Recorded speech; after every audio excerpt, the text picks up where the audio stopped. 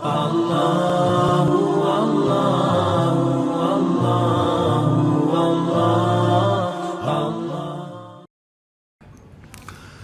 harus tahu saudaraku, dan kita harus yakini, karena ini rukun iman kita, akan ada namanya hari pembalasan. Ada hari di mana kiamat terjadi, artinya habis semuanya. Semua yang kita lihat dan kita tidak lihat di langit, di bumi, di kedalaman lautan, semuanya akan habis. Ada saatnya di mana ajalnya datang, semuanya akan hancur dan terjadilah kiamat. Dan itulah proses pindahnya manusia dan jin kepada alam akhirat, di mana mereka akan hidup abadi di sana dan mereka akan menikmati hasil perbuatannya kalau baik, dan mereka akan dihukum kalau hasilnya buruk. Kiamat ini akan terjadi bila diikuti dengan beberapa tanda-tanda sebelumnya, baik tanda-tanda kecil ataupun tanda-tanda besar. Dan pada saat kiamat terjadi nanti dimulai dengan sangkakala sekali, kemudian hancurlah semua di alam semesta ini, kemudian datang sangkakala yang kedua, dan akhirnya dibangkitkanlah seluruh makhluk, kemudian dihisaplah mereka, lalu terjadilah mahsyar, kehidupan yang akan kita laluin. Allahu alam berapa lama di sana, menunggu timbangan amal seluruh manusia miliaran jumlahnya dan seluruh jin. Bahkan Ibnu Katsir mengatakan Allah Azza wa Jalla akan menghadiri domba, kenapa dia menanduk domba yang lain. Setelah itu jalanan ditentukan ke surga atau ke neraka, dan tidak ada tempat yang ketiga. Kita harus sadar teman-teman sekalian, penentuan masalah hari kemudian nanti, di mana kita akan mendapatkan cuma surga atau neraka, adalah kehidupan kita sekarang. Ini sekarang Anda masih bisa menghembuskan nafas, masih bisa beraktivitas, masih muda untuk menangkap mana yang boleh dan mana tidak boleh yang diperintahkan oleh Tuhan kita Allah dan aplikasikan dalam kehidupan sehari-hari. Maka ini penentuan nanti di sana bagaimana, dan tidak ada tempat lain, surga atau neraka. Maka jangan nanti tiba di saat terakhir dihisab di hari kemudian baru kita menyesal. Itu keliru. Orang mukmin harus jeli. Ingat teman-teman, Allah memberikan kepada kita akal fikiran yang jernih, bisa berpikir, bisa menangkap, bisa memilah mana baik, mana buruk. Hati kita juga begitu, punya perasaan yang pekah, tahu mana baik, mana buruk, mana yang disukai, mana yang tidak disukai. Semua itu sebenarnya fasilitas yang Allah berikan tanpa harus menunggu hukuman datang baru mau taubat. Orang mukmin jeli, cerdas. Sabda Nabi SAW, al-mu'minu qayyisul fatin. Orang mukmin itu qayyis, cerdas sekali. Fatin itu pekah luar biasa. Jadi mereka tuh tahu kalau mereka buat salah, ini salah nih, ditinggalin. Apapun godaannya, dilawan sama dia karena dia tahu ini haram. Dan dia tahu setiap pelanggaran agama pasti ada konsekuensi hukum. Tidak ada dosa yang dilakukan sekecil apapun tidak ada konsekuensinya. Harus ada. Sekali antum menggibah, jangan heran setelah taubat tiba-tiba kita digibah, pembersihan dosa yang lama. Dulu pernah kita membuat nota palsu, mencuri sesuatu. Jangan heran sekarang kalau beli HP baru jatuh hilang, itu biasa. Harus ada konsekuensi pembersihannya. Tidak mungkin tidak ada, mustahil, siapapun itu. Bahkan Nabi SAW sendiri bukan kita karena katakan beliau melakukan dosa karena sudah diampuni. Tapi beliau sendiri mengatakan saya pun diberikan cobaan oleh Allah Subhanahu wa taala penyakit yang lebih berat double daripada apa yang diberikan kepada kalian. Apalagi manusia biasa yang penuh dengan dosa seperti kita. Kita akan bahas fase hari kiamat ini teman-teman sekalian dengan tanda-tandanya kecil dan besar. Kemudian kita akan masuk ke fase kiamatnya. Kemudian kita akan masuk ke ada bahasan di pasal ke-11 nanti tentang azab dan nikmat kubur. Kemudian nanti kita akan masuk ke fase mahsyar, kemudian surga dan neraka. Ini memang poin yang akan dibahas secara berentetan tentang masalah ini. Saya tidak tahu yang lalu sudah pernah saya jelasin pasal ini atau belum? Belum ya? Saya akan bacakan pasal ke-10. Beriman kepada hari kemudian, hari pembalasan, hari kebangkitan dan seterusnya. Namanya ada banyak sekali.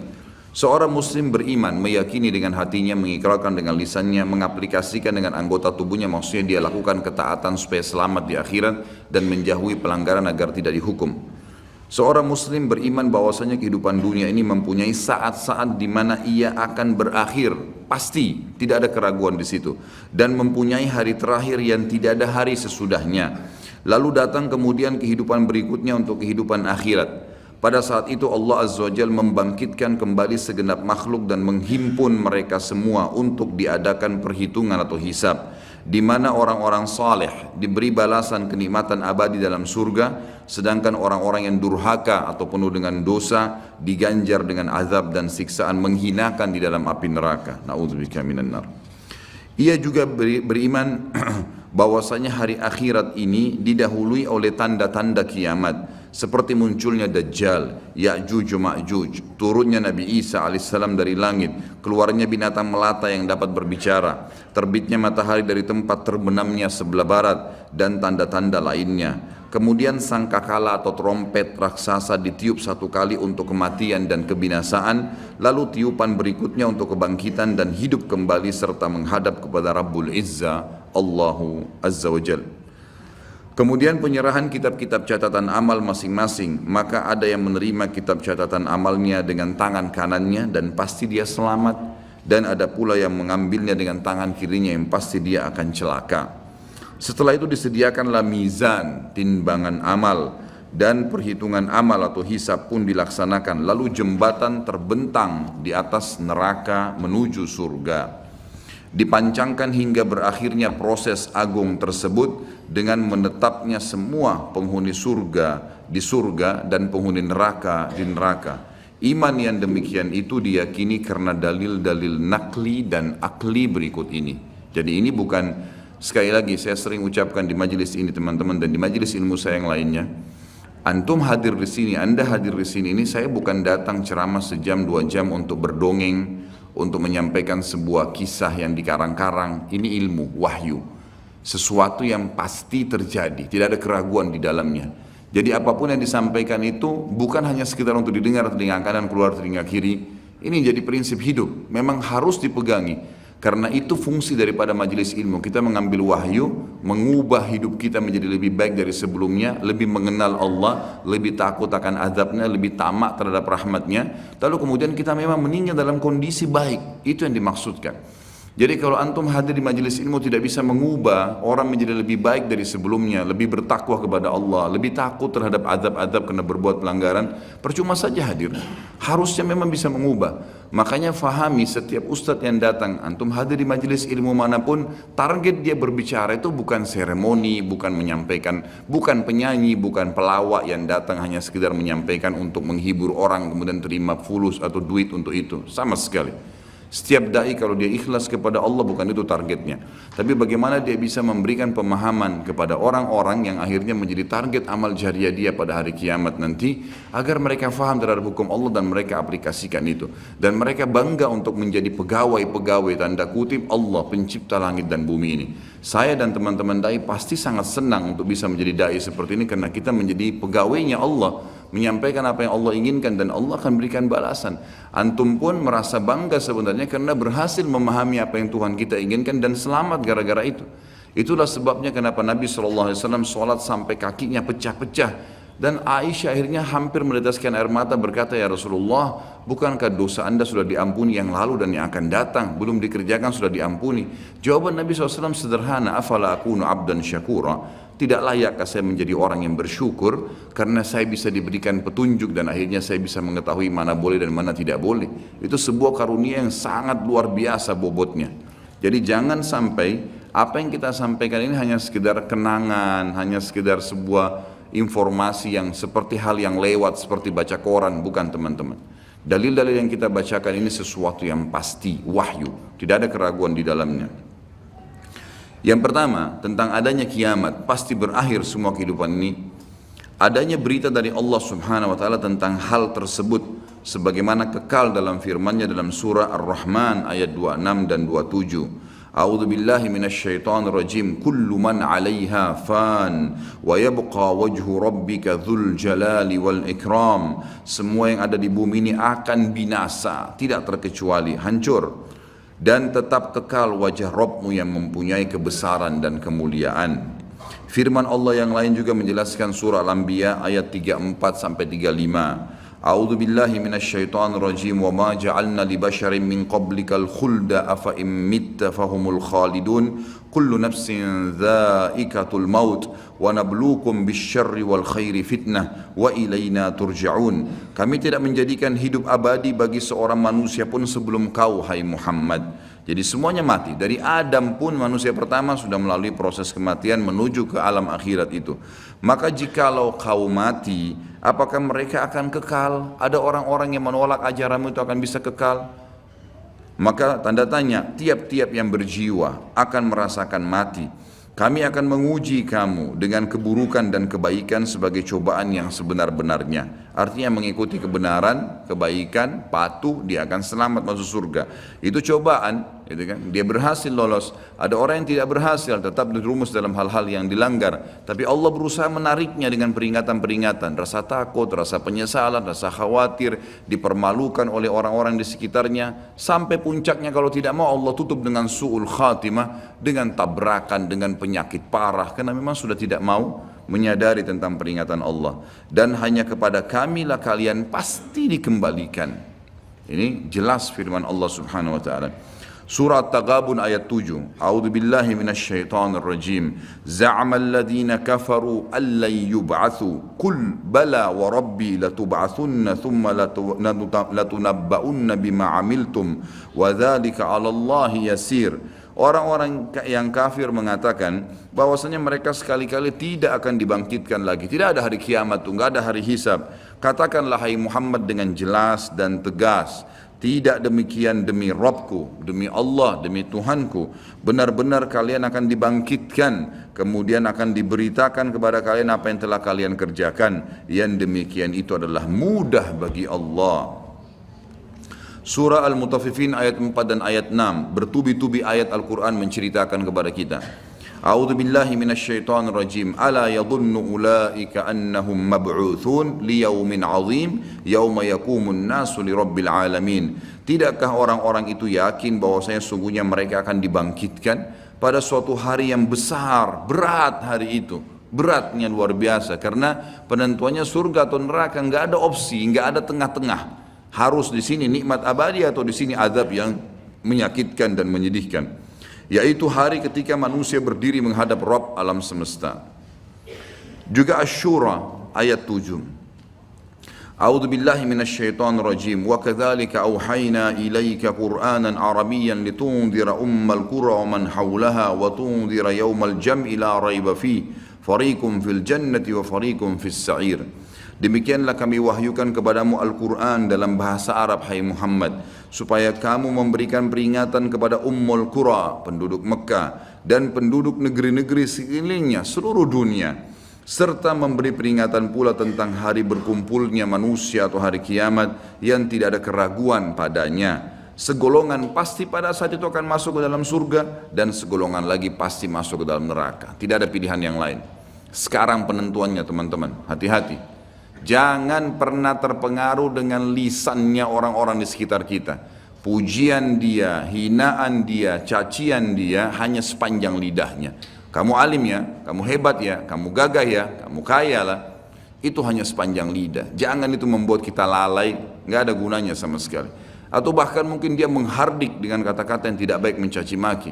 Allah mengajarkan, kalau ada orang seperti ini, wa idza khatabahumul jahiluna qalu salama. Kalau orang bodoh mengajak bertengkar, tinggalkan saja kata Allah, enggak usah dilayani. Enggak ada waktu untuk menyanyiakan waktu kita kepada hal-hal yang tidak ada manfaatnya.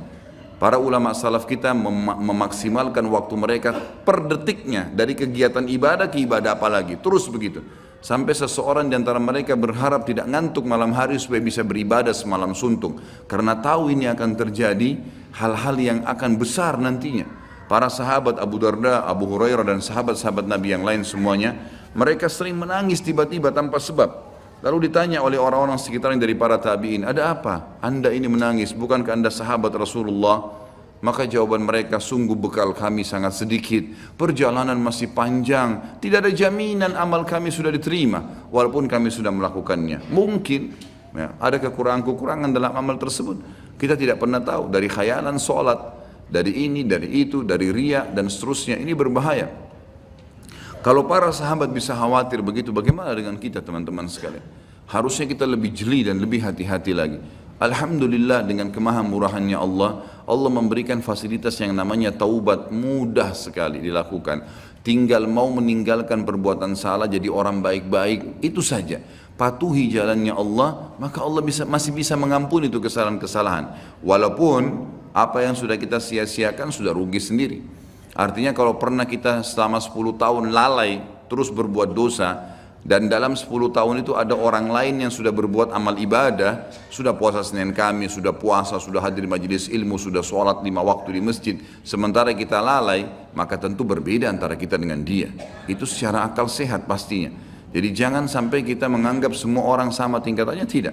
Tapi bukan mustahil dengan amal-amal yang tersisa setelah kita taubat akan meninggikan derajat kita, bukan mustahil. Merengek, memohon, tamak terhadap rahmat Allah diperintahkan, dianjurkan.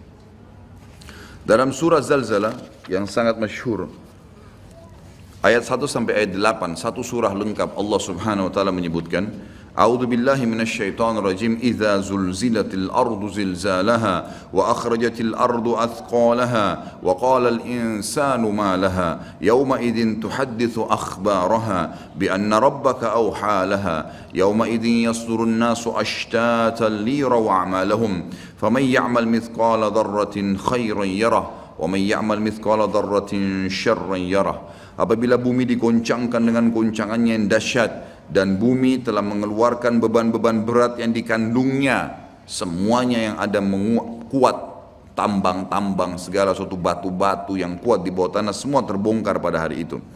Dan manusia bertanya, mengapa bumi jadi begini? Pada hari itu bumi menceritakan beritanya, karena sungguhnya Rabbmu telah memerintahkan yang demikian kepadanya. Pada hari itulah manusia keluar dari kuburnya dalam keadaan yang bermacam-macam, supaya diperlihatkan kepada mereka balasan pekerjaan mereka. Barang siapa yang mengerjakan kebaikan walaupun seberat zarrah, biji sawi, niscaya dia akan melihat balasannya. Dan barang siapa yang mengerjakan kejahatan walaupun seberat biji zarrah, biji sawi, niscaya dia akan melihat balasannya pula. Surah Al-An'am 158. A'udzu billahi minasyaitonir rajim. Hal yanzuruna illa an ta'tiyahumul malaikatu aw ya'tiya rabbuka aw ya'tiya ba'du ayati rabbik yawma ya'ti ba'du ayati rabbika la yanfa'u nafsan imanuha lam takun amanat min qablu aw kasabat fi imaniha khaira. Al-ayah. Yang mereka nanti-nanti, kapan mau taubat nih? Kapan yang kafir itu mau beriman kepada Allah? Yang mereka nanti-nanti tidak lain hanyalah kedatangan malaikat kepada mereka untuk mencabut nyawa mereka. Tidak ada yang lain. Berarti keras kepala, nggak mau taubat, nggak mau baik, nggak mau berubah, nggak mau meninggalkan dosa-dosa. Kalau gitu tunggu aja malaikat mau datang. Atau kedatangan Rabbmu, atau pada hari kiamat lebih dahsyat lagi.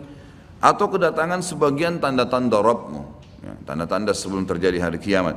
Pada hari datangnya sebagian tanda-tanda Rabbmu, tidaklah bermanfaat lagi iman seseorang bagi dirinya sendiri yang belum beriman sebelum itu, atau dia belum mengusahakan kebaikan dalam masa imannya. Ada beberapa ayat di sini akan disebutkan berhubungan dengan masalah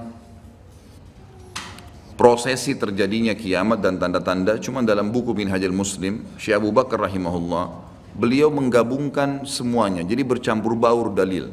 Makanya saya akan bacakan dulu semua dalilnya, dan nanti kita akan coba susun prosesi kejadian kiamat itu sendiri. Sekarang ayat yang dibacakan adalah ayat yang berhubungan tentang masalah salah satu tanda-tanda hari kiamat besar. Jadi ada 11 tanda-tanda kiamat besar yang disepakati oleh para ulama. Salah satunya adalah ini. Surah Al-An'am ayat 82. A'udzu billahi minasyaitonir rajim. Wa idza waqa'al qawlu 'alaihim akhrajna lahum dabbatan minal ardi tukallimuhum anna an-nasa kanu biayatina la yuqinun. Apabila perkataan telah jatuh atas mereka, kami keluarkan sejenis binatang melata dari bumi yang akan mengatakan kepada mereka bahwa sungguhnya manusia dahulu tidak yakin kepada ayat-ayat kami. Sampai sini saya tahan dulu dan kita akan jelaskan 10 atau 11 tanda-tanda kiamat itu. Bagi teman-teman yang memegang bukunya bisa melihat di halaman 86. Saya akan bacakan hadisnya. Hadis ini riwayat Imam Muslim nomor 2901. Jadi tanda-tanda kiamat itu ada besar ada kecil. Tentu kalau tanda-tanda kiamat kecil banyak sekali. Di antaranya hadis riwayat Muslimnya juga yang berbunyi, Kata Nabi SAW, tidak akan terjadi kiamat sampai aku diutus menjadi Nabi. Hitunglah 6 tanda-tanda kiamat, ini kecil. Lahirnya aku, diutusnya aku, dan meninggalnya aku. Berarti sudah ada 3 dan sudah terjadi. Kemudian akan tersebarnya ya, penyakit taun, dan ini sudah terjadi zaman Umar radhiyallahu anhu. Terbebasnya Palestina di zaman Umar radhiyallahu anhu, gitu kan. Kemudian pembebasan negeri Persia terjadi di zaman Umar radhiyallahu anhu. Berkumpul semua itu. Jadi 6 tanda-tanda ini sudah kelihatan semuanya. Tanda-tanda kiamat yang kecil sudah terjadi, ada yang sedang terjadi sekarang dan ada yang belum terjadi. Kalau yang sedang terjadi seperti misalnya hadis Nabi SAW yang berbunyi, tidak akan terjadi kiamat sampai orang-orang mengganti nama-nama minuman keras dengan nama-nama lain. Contoh, seperti sekarang misalnya menggantinya dengan istilah-istilah lain. Ya nama inilah, ya merek itulah, ya cuman sekian 5% alkoholnya dan seterusnya. Hadis yang lain, tidak akan terjadi kiamat sampai zina tersebar, dianggap biasa, dan juga banyaknya laki-laki yang menyerupai perempuan, dan juga minuman keras dianggap sebagai minuman yang biasa. Hadis sahih semuanya. Jadi ini semua kita lihat depan mata kita sedang terjadi, ya sedang terjadi. Kemudian yang belum terjadi itu seperti misalnya kalau tanda-tanda kiamat kecil terakhir sekali namanya Malhamah Kubra, peperangan besar antara kaum muslimin dengan orang-orang Nasrani. Yang ini disebutkan panjang lebar dalam hadis Bukhari, lebih dari 3 lembar kalau tidak salah. Hadis ini berbunyi, kata Nabi SAW, kalian akan bersatu dengan Bani Asfar. Bani Asfar ini sebenarnya lebih tepatnya orang-orang Rum, ya, orang-orang Nasrani. Mereka akan bersatu, kalian akan bersatu dengan mereka untuk memerangi satu kaum, tapi tidak disebutkan kaum ini siapa. Yang jelas kita akan bersatu satu waktu dengan kelompok-kelompok Nasrani ini, kemudian kita bersatu memerangi satu kaum. Allahu alam siapa mereka. Sebagian ulama berijtihad mengatakan komunis, ada yang mengatakan kapitalis, dan segala macam istilah, tapi kita beriman bahwasanya itu akan terjadi. Ringkas cerita, kalian akan memenangkan peperangan, pasukan tahaluf ini, sekutu ini akan menang. Kemudian setelah itu bubarlah semua pasukan dan tersisa pasukan di negeri Syam, Dan dari hadis ini juga ulama sekarang mengatakan kasus Syria ini akan berakhir dengan sendirinya, karena memang hadis ini menjelaskan adanya ketentraman di negeri Syam, ya, sebelum terjadi tanda-tanda kiamat besar. Pada saat itu pasukan muslimin, ya, sedang pulang ke negeri Syam bersama dengan pasukan Bani Asfar ini, ya, suku yang dikatakan dari bangsa Romawi. Kemudian mereka mengangkat bendera salib sambil mengayunkan dan mengatakan, kamilah yang telah memenangkan peperangan ini. Maksudnya kekuatan Nasrani. Maka yang muslim sempat teman-teman mereka mengatakan, ini kan kita sekutu, bagaimana caranya kalian mengaku ya memenangkan sendiri. Terjadi cekcok di antara mereka. Lalu kata Nabi SAW, akhirnya segelintir muslimin yang ada di situ Allah karuniakan mereka mati syahid, terbunuh semua. Lalu hari kedua beberapa muslimin bersatu untuk ya berperang, dan mereka juga dikaruniakan Allah mati syahid. Hari ketiga berkumpul lagi muslimin untuk mereka berpegang pada satu kesepakatan untuk tidak akan membiarkan bahwasanya orang-orang Nasrani menganggap menang sendiri. Maka akhirnya hari ketiga pun mereka diikram oleh Allah, dikaruniakan syahadah, mati syahid. Nanti hari keempat barulah berkumpul seluruh muslimin dari seluruh penjuru bumi. Lalu terjadilah perang besar antara kalian dengan Bani Ahmar, dan mereka dibawa naungan 80 bendera. Sebagian ulama hadis mengatakan mereka dibawa 80 negara. Jadi perang besar-besaran.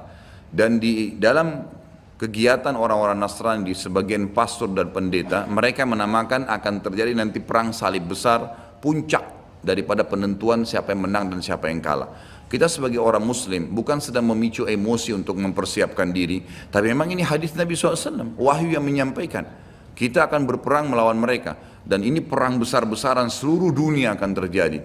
Maka kalian pun akan berperang, tapi tidak disebutkan waktunya berapa lama, sampai pasukan kalian menembus wilayah Rum dan kalian berhasil menjebolkan temboknya dengan takbir dan tasbih, berzikir.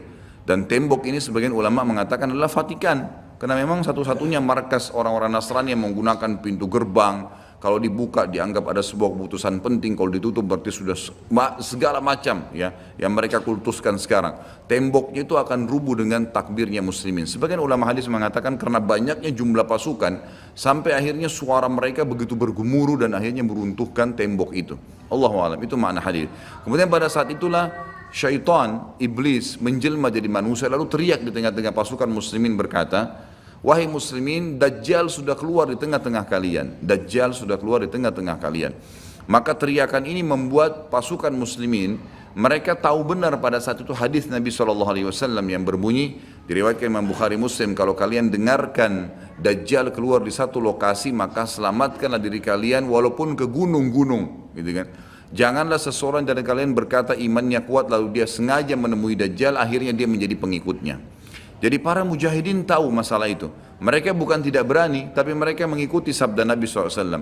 Maka mereka pun akhirnya pada klub pulang masing-masing. Kata Nabi SAW, mereka pun bubar ke wilayah masing-masing. Pada saat mereka tiba di wilayahnya, ternyata Dajjal tidak ada. Itu berita dusta. Dan pada saat itulah Dajjal keluar. Pada saat itulah Dajjal keluar.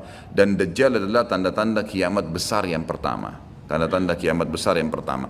Jadi ini akan terjadi. Ini sekaligus saya menitik beratkan, ya, tidak bolehnya sembarangan orang ngomong. Sekarang soalnya ada beberapa orang, semoga Allah berikan hidayah, menentukan tahun ya akan terjadi kiamat. Bagaimana caranya menentukan tahun nih? Ini tanda-tanda depan mata kita masih ada yang belum terjadi. Dan ini peperangan besar seluruh dunia, ini nggak main-main, ini bukan perang 1-2 hari. Ini peperangan yang besar sekali, gitu kan? Jadi Allahu alam kita masih menemukan atau tidak. Tapi yang jelas menurut tanda-tanda sekarang kita masih ada di fase-fase tanda-tanda kiamat kecil yang sedang terjadi. Tapi kita menyampaikannya, gitu kan? Yang jelas ini sesuatu yang masih Allahu alam. Berapa lama? Tapi dari hitungan tahun tidak mungkin 20-30 tahun. Bukankah banyak orang menebak-nebak tahun 2000 sekian akan kiamat, 2000 sekian akan kiamat. Ini semua dari mana? Kita punya kiai dan guru kita Nabi Muhammad SAW menyampaikan kepada kita tanda-tandanya ada sebelum terjadi kiamat. Tanda-tanda itu tidak akan terjadi kiamat. Kemudian kita akan masuk menjelaskan teman-teman sekalian tanda-tanda kiamat besar. Ada 11 yang disepakati tanda-tanda kiamat besar, sebagaimana disebutkan di dalam hadis riwayat Imam Muslim. Yang pertama adalah keluarnya Dajjal. Dan Dajjal ini diambil dari kata-kata Dajjala yang berarti kekacauan. Dan ini digunakan untuk nama seseorang yang memang akan dikeluarkan oleh Allah Azza wa Jal sebagai fitnah bagi kaum muslimin. Makanya kita dalam tahiyat membaca wa'udzubika min fitnatil masiihid dajjal, dan jauhkanlah kami dari fitnahnya Masih Dajjal. Nanti akan saya paparkan panjang lebar. Yang kedua adalah sementara Dajjal membuat kerusakan di muka bumi, maka akan keluar Mahdi. Yang kata Nabi SAW, akan keluar seseorang yang sama namaku, Muhammad bin Abdullah, akan sama paras wajah dan poster tubuhku, sama persis dengan Nabi SAW, alisnya, matanya, kulitnya, dan dari keturunanku, dari kota Madinah. Jadi kan sebagian ulama hadis mengatakan ini kemungkinan dari turunan Hasan radhiyallahu anhu, karena memang sekarang yang banyak di Madinah itu turunan Hasan radhiyallahu anhu. Maka dia akan keluar dan Allah mengubahnya dalam sehari semalam. Kemudian dia keluar dari Madinah ke Mekah lalu dibayat dengan 300 orang, lalu kemudian mereka membentuk pasukan untuk mengejar Dajjal. Kemudian yang ketiga, pada saat itu nanti akan saya jelaskan penyelidikan ini garis umumnya dulu. Yang ketiga akan turun Nabi Isa alaihissalam. Pada saat pasukan Mahdi sudah sampai di masjid ya, Menara Putih, dikatakan, dan subhanallah masjid itu kata ulama hadis ada sekarang di Damaskus, di ibu kota Syria. Ada masjid yang disebutkan Menara Putih, dan Nabi SAW sebutkan dengan nama Menara Putih. Nanti mereka akan singgah sholat asar situ, lalu Isa alaihissalam turun. Kemudian setelah itu, setelah Isa alaihissalam ya, datang turun kemudian memerangi Dajjal, datang tanda-tanda hari kiamat. Yang keempat adalah Ya'juj wa Ma'juj, dua suku yang dari anak Adam diciptakan oleh Allah Subhanahu wa taala, tapi mereka berbeda dengan kita. Mereka sangat beringas, memakan semuanya, kala jengking, ular, hewan-hewan, jumlahnya banyak. Bahkan seseorang di antara mereka tahu kalau akan mati kalau seandainya sudah memiliki 1000 orang anak. Dan mereka akan membuat kerusakan, membunuh semua yang ditemui. Kafir, beriman, tidak ada urusan. Selain mereka akan dibunuh. Ini ada ciri-cirinya. Ya, ada ciri-ciri yang akan saya sebutkan nanti. Ringkas cerita, mereka akan buat kerusakan dan Allahu a'lam berapa lama di situ. Isa alaihissalam dan kaum mukminin akan sembunyi di gunung-gunung dan mereka akan mati bukan dengan peperangan dengan kaum mukminin tapi dengan doa Isa alaihissalam yang berdoa lalu Allah matikan mereka dengan satu kali mati. Maka semua miliaran orang yang Ya'juj ini mati tiba-tiba. Kemudian Isa alaihissalam pun berdoa kepada Allah agar dihilangkan jenazah mereka karena seluruh bumi ini dipenuhi dengan jenazah mereka. Sampai disebutkan dalam hadis mereka akan turun di sebuah sungai Tibriyah di wilayah Syam. Mereka minum sungai tersebut, orang terakhir mereka datang sudah nggak temukan lagi ada airnya, saking banyaknya jumlahnya. Dan saya pernah tanyakan ke dosen saya sendiri waktu tingkat 3 kuliah bicara masalah Ya'juj Ma'juj ini, saya bilang, Syekh, apakah ada orang dari kita yang ikut dengan pasukan mereka? Maka syekhnya mengatakan sama sekali tidak ada. Karena kita beranjak daripada hadis Nabi SAW, seseorang yang antara mereka tahu dia akan mati kalau sudah punya 1000 orang anak. Dan mereka akan membunuh semua selain mereka. Jadi ada ciri khasnya sendiri. Kemudian setelah mereka mati pun, Isa alaihissalam berdoa, lalu Allah SWT datangkan burung-burung yang besar dari arah barat, yang mencengkram mereka satu-satu, lalu dibuang ke lautan ke arah timur. Kemudian Allah turunkan hujan yang membersihkan kotoran-kotoran mereka. Jadi sudah ada tanda-tanda kiamat pertama Dajjal, nanti akan saya ceritakan ceritanya. Kemudian ada Mahdi keluar dari Madinah, kemudian turunnya Isa alaihissalam, kemudian Ya'juj Ma'juj. Setelah berjalannya waktu maka akan terjadi orang-orang kufur kembali kepada risalah langit. Setelah pada saat itu Isa alaihissalam sudah meninggal dunia, sudah mulai sebenarnya tentram, orang sudah mengenal Allah, tapi dengan berjalannya waktu manusia mulai lalai, mulai lagi kembali menyembah berhala, mereka lagi berbuat zina, mereka melakukan kekacauan. Maka keluar tanda-tanda kiamat besar yang kelima, yaitu keluarnya dabbah atau hewan melata. Yang hewan melata ini akan keluar dari tanah, berbentuk seperti hewan tapi dia bisa berbicara dan dia membawa cap yang dia mencap orang beriman dan orang kafir. Setiap kali mereka buat kesalahan, ya diingatkan oleh dabbah ini, kalau kamu sedang lalai dari jalan Allah, kembalilah. Dan itu tadi yang ayat yang kita bacakan surah An-Naml ayat 82. Kemudian setelah itu datang tanda-tanda kiamat yang keenam. Setelah keluarnya dabbah maka akan terjadi 6, 7, 8 sekaligus tanda-tanda kiamat ini. Yaitu terjadinya longsor besar di wilayah timur Jazirah Arab. Tepatnya wilayah timur itu Irak, Iran, Afghanistan, Rusia, itu wilayah timur Jazirah Arab. Akan terjadi longsor besar yang tidak bisa lagi ditutup. Dan terjadi juga longsor besar, tanda-tanda kiamat yang ketujuh, itu adalah di Jazirah Arab dan juga terjadi di wilayah baratnya Jazirah Arab, yaitu wilayah Afrika. Dan ini juga akan longsor besar, gitu kan. Kemudian terjadilah tanda-tanda kiamat yang selanjutnya, yang ke berapa? 9. Keluarnya api dari wilayah Qa'rul Aden namanya, atau wilayah padang pasirnya wilayah Aden. Aden salah satu kota di Yaman, gitu kan. Dan sekarang ini sudah ada diangkat di YouTube, dicuplikan, dan saya pernah lihat sebagian padang pasir wilayah Aden ini yang disebutkan dengan Qa'rul Aden itu memang tidak ada orang yang tinggal situ karena panasnya, gitu kan. Dan ada wilayah padang pasir yang sempat terbelah dan mereka melihat dan diteliti secara ilmiah di bawah itu ada api yang sangat besar. Jadi ini sudah disebutkan dalam hadis Nabi Sallallahu Alaihi Wasallam.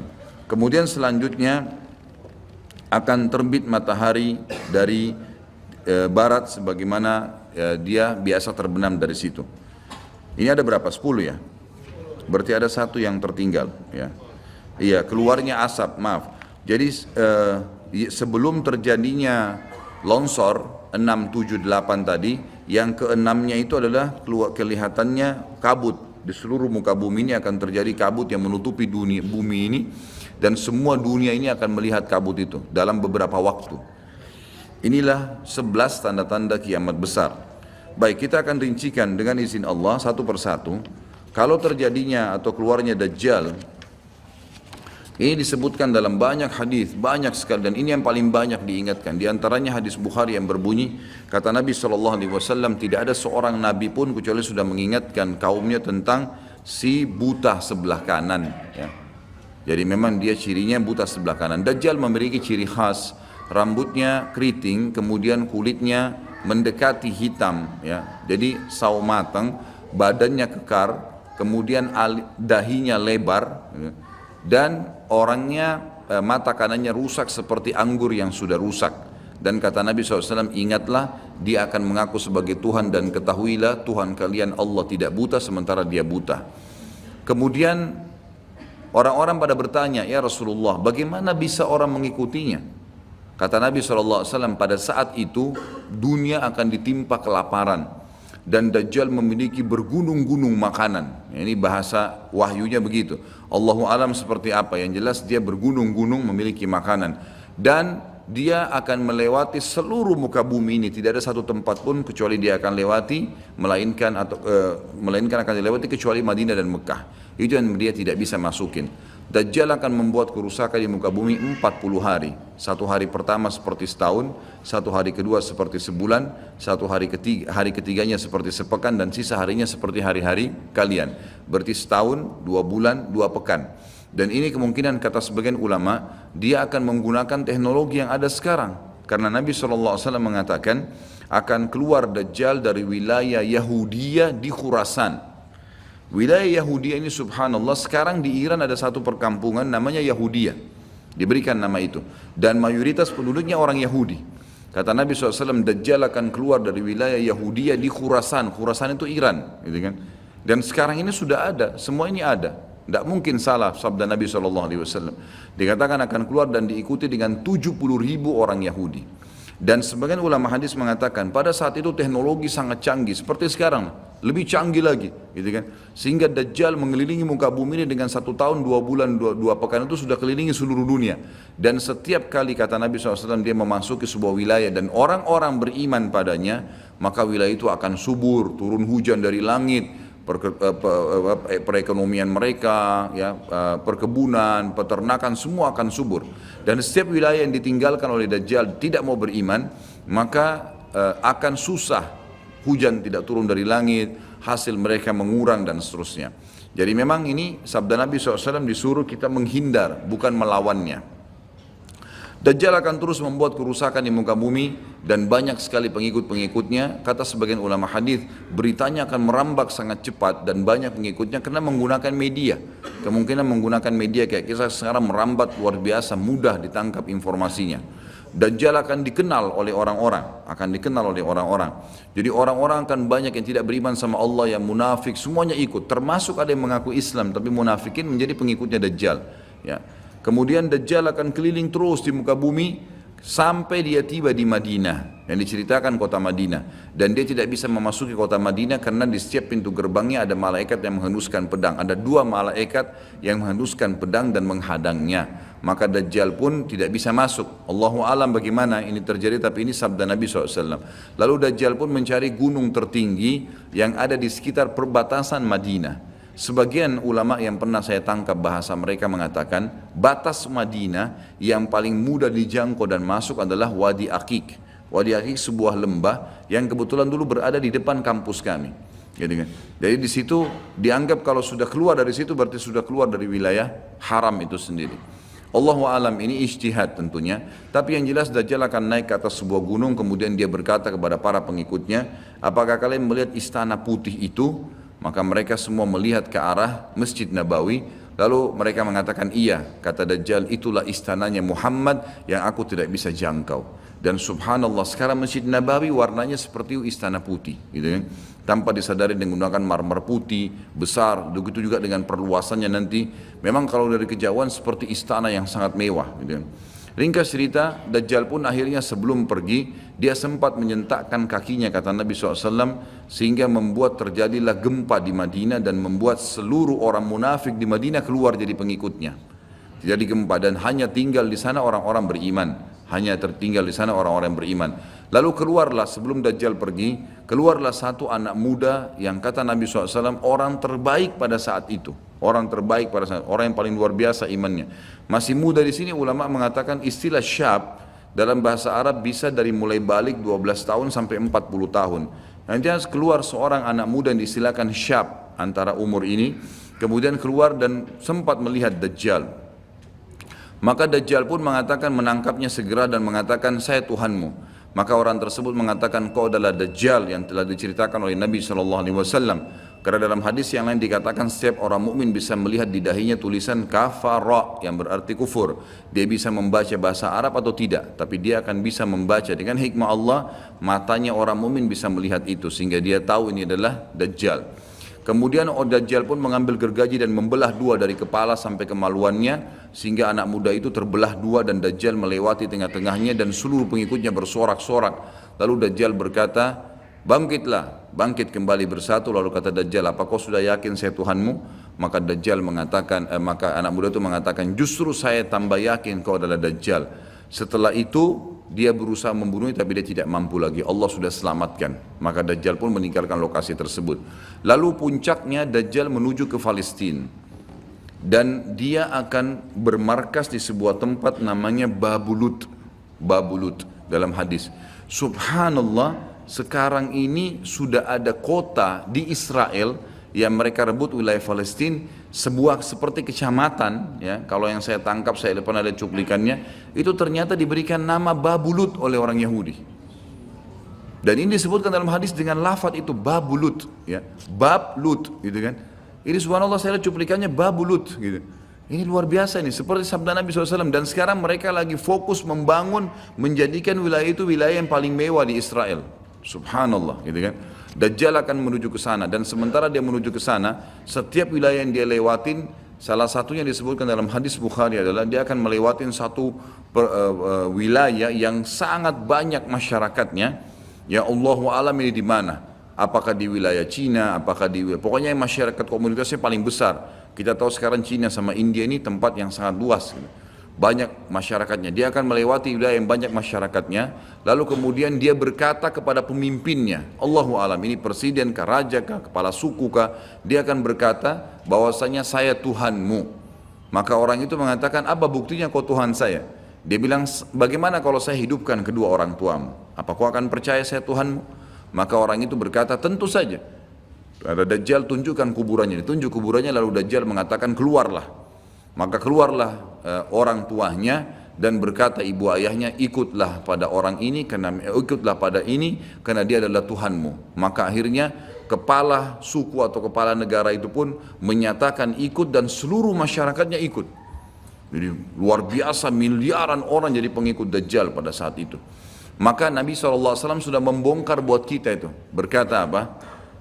Itulah dua syaitan yang menjelma untuk menipu manusia, dan itu puncak terakhir sekali sebelum Dajjal menuju ke Israel. Lalu kemudian dia menuju ke Palestina, tapi disebutkan Israel, dikatakan Palestina dalam hadis.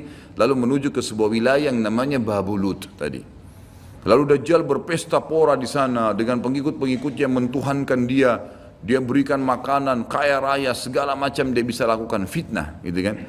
Akhirnya keluarlah. Pada saat sementara dia berjalan ke Babulut dan tiba di Babulut, keluarlah di Madinah Mahdi. Dan Mahdi ini adalah keturunan Nabi SAW tadi saya bilang, keluar dari Madinah. Kemudian Allah memperbaiki dia dalam sehari semalam. Kata sebagian ulama hadis, Allah berikan petunjuk sehingga dia menjadi baik langsung, gitu kan. Tadinya dia faham agama tapi belum diaplikasikan, sekarang dia langsung Allah SWT ubah menjadi orang yang saleh dalam sehari semalam. Lalu kemudian dia jalan. Ada banyak riwayat yang menyebutkan ciri-cirinya. Di telapak tangannya ada seperti bekas, ya, tanda lahir. Yang jelas yang paling mendasar mirip dengan Nabi SAW. Alisnya seperti busur panah, kulitnya putih, orangnya tinggi, besar, kekar, gitu kan. Dan tadi turunan Nabi SAW namanya Muhammad bin Abdullah. Maka dia pun akhirnya didatangi oleh orang-orang yang pada saat itu sudah tahu tentang keluarnya Dajjal, sudah informasi menyebar. Maka mereka juga sudah tahu ada orang yang akan membentuk pasukan dari Madinah namanya Muhammad bin Abdullah. Lalu mereka carilah keturunan Nabi SAW itu, lalu ditemukan. Lalu mereka mengatakan, engkau lah yang telah ditunjuk oleh Nabi SAW. Maka keluarlah memimpin kami untuk memerangi Dajjal. Dia pun awalnya menolak sampai dia pergi ke Mekah, kata Nabi SAW, lalu diikuti oleh 300 orang masyarakat membaiatnya. Lalu terbentuklah pasukan muslimin yang tidak tahu Allahu alam berapa jumlahnya pada saat itu. Lalu mereka menuju ke Palestina, melewati negeri Palestina, melewati negeri Syria, dan akhirnya mampir di Masjid Darul Baidha tadi, menara putih yang tujuannya untuk mengerjakan sholat asar. Dan pada saat itu terjadilah tanda-tanda kiamat besar ketiga. Isa alaihissalam akan turun. Kata Nabi SAW, Isa alaihissalam akan turun, rambutnya basah, meneteskan air, dan memegang dua sayapnya malaikat. Sebagian ulama hadis mengatakan pada saat itu kaum mukminin akan melihat malaikat yang membawa Isa alaihissalam. Kemudian dia turun dan dia masuk. Kemudian kata Nabi SAW, Mahdi adalah satu-satunya orang, ya, salah satu orang yang Nabi sholat jadi makmum di belakangnya. Karena waktu turun Nabi Isa, orang sudah tahu semua ini akan turun, lagi berkumpul gini mau sholat, pas mau iqamah sholat Isa alaihissalam turun. Dan orang-orang sudah mengatakan Isa sudah datang. Jadi informasi pasti, bukan lagi yang diragukan, bukan masih nebak ini Isa atau bukan, mereka sudah tahu. Turunnya kelihatan dan mereka masuklah. Lalu kemudian Mahdi mengatakan silakan memimpin, hai Nabiullah. Kata Nabi Allah, imam dari diri kalian, dari kalian sendiri, dari kaum muslimin. Maka akhirnya dia pun menjadi imam. Kemudian terbentuklah pasukan tersebut, tiba di Babulut. Saya tutup dengan kisah Babulut ini. Pada saat tiba di Babulut, ya, tiba di Palestina, maka Dajjal tidak tahu yang datang ini siapa. Disebarkan berita oleh pengikutnya mengatakan, hai Dajjal, sudah datang pasukan yang ingin memerangi kita. Lalu Dajjal mengatakan, siapa yang berani mengalahkan saya? Siapa yang bisa? Bukakan pintu gerbang, kita tantang. Dia nggak tahu kalau Isa alaihissalam yang datang. Kemudian pada saat dibukakan, Dajjal dengan sombongnya, dia tahu dia tidak mati. Gitu kan, punya kekuatan super yang luar biasa. Begitu dibuka pintu gerbang, dia sengaja nunggu di pintu gerbang untuk menunjukkan, mendemonstrasikan kemampuannya di depan para pengikutnya. Ternyata waktu dibuka pintu gerbang, Isa alaihissalam di depan pasukan muslimin. Dan akhirnya begitu melihat Isa, dia coba melarikan diri dan badannya meleleh seperti melelehnya lilin, gitu kan. Jalan terus meleleh sampai akhirnya Isa alaihissalam mengejarnya sambil mengatakan, wahai musuh Allah, sudah saatnya kau mati. Diletakkan di tanah, ditekan oleh Isa alaihissalam, lalu kemudian ditombak di antara dua matanya dengan tombak emas, yang akhirnya membuat Dajjal mati.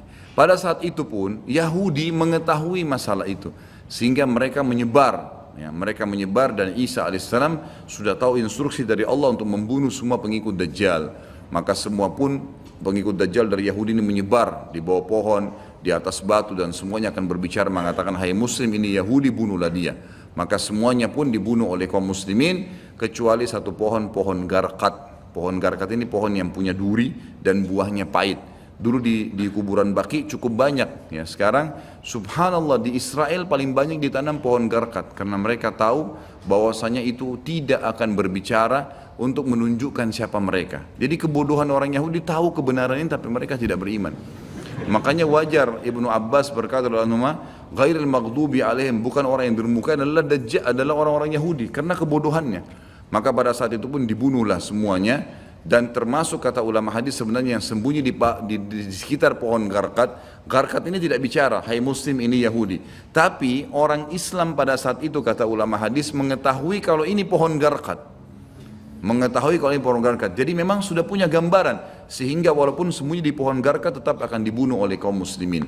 Karena orang-orang Yahudi tidak mengikrarkan syahadat. Mereka walaupun sudah tahu kebenaran, mereka memang tidak mau syahadat. Makanya Nabi SAW mengatakan, jangankan Isa AS, Nabi Muhammad SAW saja di zamannya, kata beliau, kalau ada 12 orang dari Yahudi yang mengucapkan syahadat, beriman pada saya, maka seluruh Yahudi akan beriman. Saking sulitnya, 12 orang saya sudah cukup. Tapi pada saat itu pun sama, walaupun dibunuh mereka tidak mau beriman kepada Allah SWT. Ini juga terjadi pada saat terjadi pembunuhan suku Quraidah.